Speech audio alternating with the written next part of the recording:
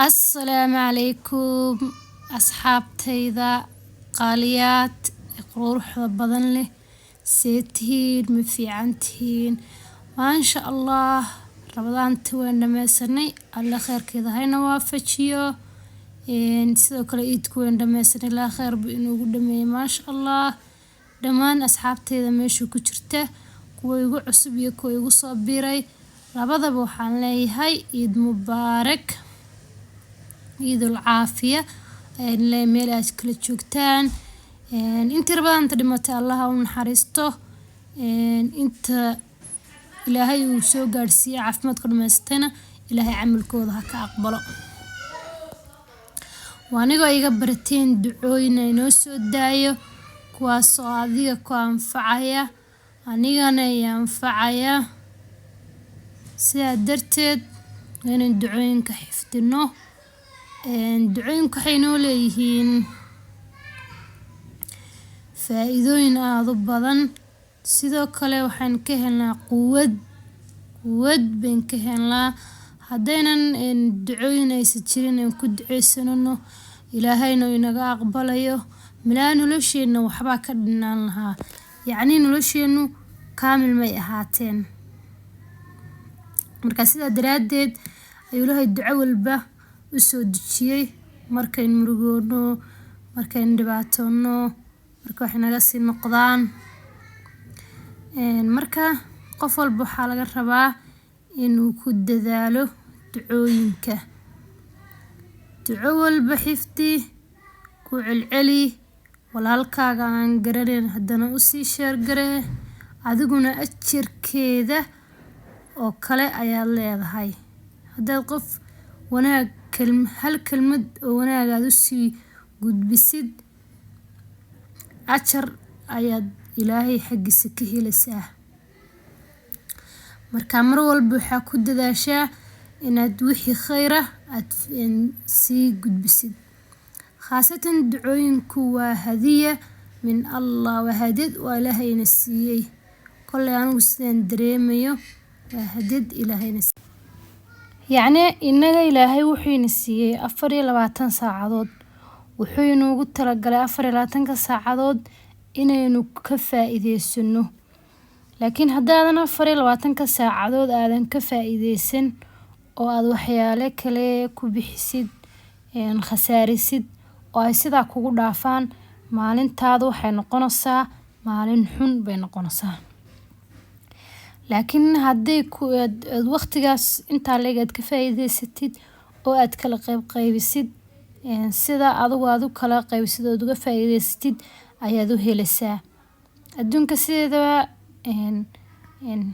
wuu kala qaybsan yahay Ilaahay wuu kala qaybsiyay aroor buu ka dhigay haddana habeen buu ka dhigay saasoo kale waqtigaagana ha iska beel dareen yacni waqtigaaga ka faa'iideyso oo mar walba waqtigaaga ha ahaado mid aad ka faa'iideysatay haddii aad gabar tahay iyo haddii aad wiil tahay labadaba ka faa'iideyso waqtigaaga oo wax wacan ku bixi waqtiga waxa wacan lagu bixiyaa wax wacan ayuu ku dhalayaa insha Allah intaas waana iga tahay niyadda in aad ducooyinka maaragtay insha Allah xifdino ducooyinka waxaan ku helinaa darajooyin Ilaahay baynu dhawaananaa dhibaatooyinkeena haysto Allah inaga qaadaya yacni dhibaato kaliya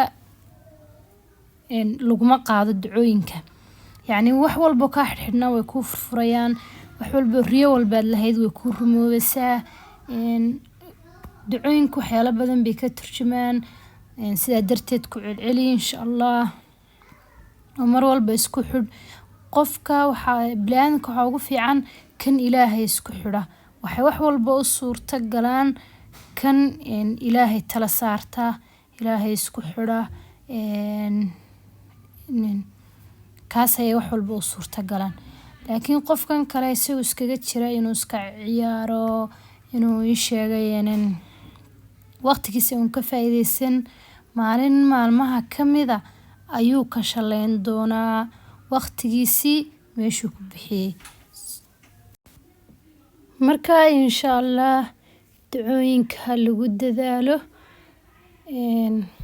qof walba ducada ha ku dadaalo insha allah.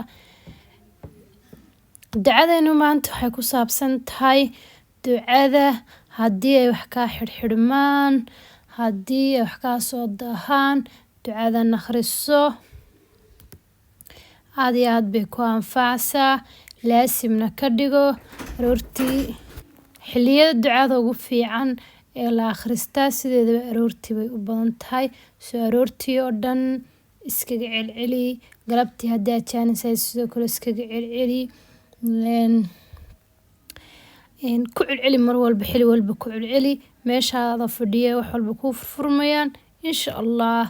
Maxaa la dhihi jiray dadaala wuu gaadhaa. Soo haddii aad ducooyinka ku dadaashid, duco walba xifdsid oo qaybtid oo ku dadaashid, dadaalkeedii baad helaysaa. Laakiin haddaadan ku dadaalin oo aadan akhrin oo aadan waxba ka soo qaadin ducadaas, qofka isaga ayay u daran tahay inuusan ducooyinka ku dadaalin. Markaa ducadan akhriso insha allah way ku anfacaysaa.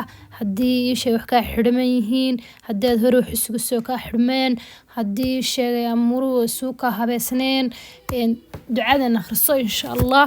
Ilaahay nagu anfaco dhammaanteenaba. Qof walba wuu jecel yahay inuu barto wax anfacaya oo isaga naftiisa u anfacaya, noloshiisana ay ku hormariso. Qof walba wuu jecel yahay. Soo insha allah ducadan akhrista.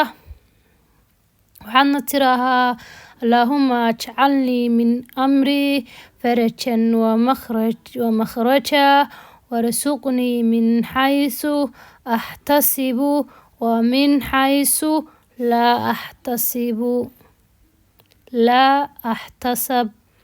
haddana aan ku soo celiyo ducadan fadhiiso meel aroortii insha allah salaada markaa ka baxdid kuna celceli insha allah. farajku isagaa kuu furmaya.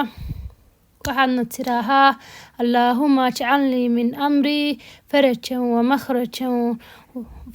ومخرجا وارزقني من حيث أحتسب ومن حيث لا أحتسب.